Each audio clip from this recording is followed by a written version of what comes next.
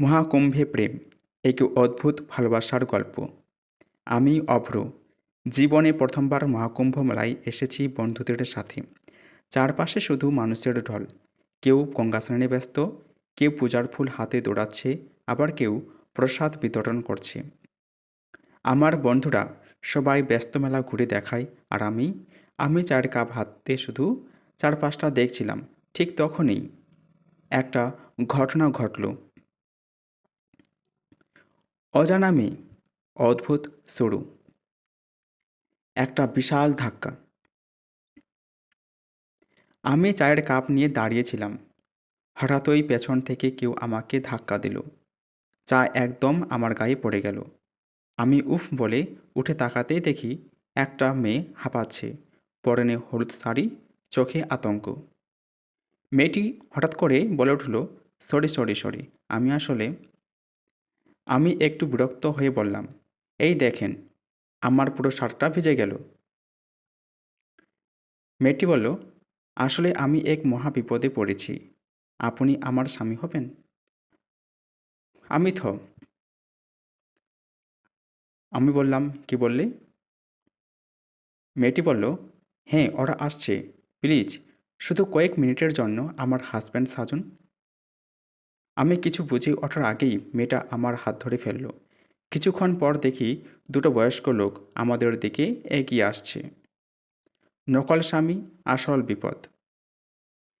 একজন কঠিন গলায় বলল, অর্পিতা, কোথায় ছিলি?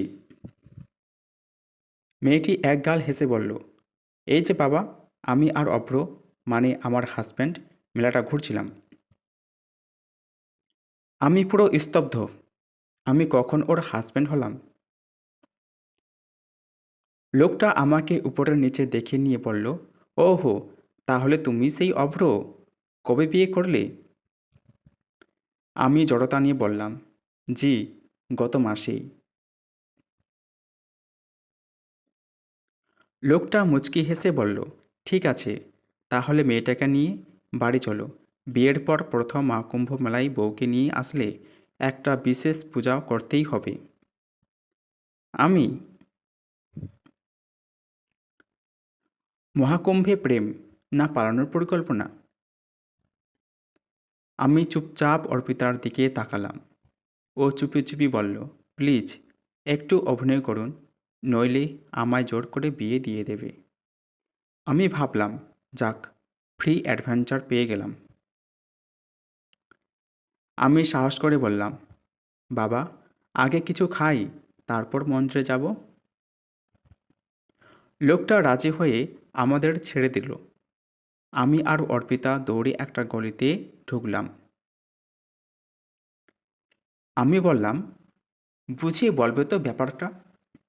অর্পিতা হাসতে হাসতে বলল, আসলে বাবা জোর করে আমার বিয়ে ঠিক করেছেন, তাই পালিয়ে এসেছিলাম, কিন্তু ওরা আমায় খুঁজে পেয়েছে। আমি বললাম, তা ঠিক আছে, কিন্তু তুমি আমায় হাজব্যান্ড বানালে কেন? ও চোখ টিপে বলল, এটা তো আমার কাছে একটা ছোট্ট বুদ্ধি, আর কে জানতো এই বুদ্ধিতেই এমন একজন ভালো ছেলে পাবো। আমি একটু লজ্জা পেলাম। শেষে কি হলো? মেলার শেষ দিনে আমরা আবার দেখা করলাম। এবার সত্যি মনে হলো আমরা একে অপরের জন্য তৈরি। আমি বললাম, তাহলে এবার কি সত্যি সত্যি আমার বউ হবে? অর্পিতা মুচকি হেসে বলল, দেখা যাক, আবার যদি কোনো বিপদে পড়ি তোমাকেই ডাকা লাগবে। এইভাবে মহাকুম্ভ মেলায় একটা অদ্ভুত প্রেম কাহিনী শুরু হলো। মজাদার কিন্তু বাস্তব।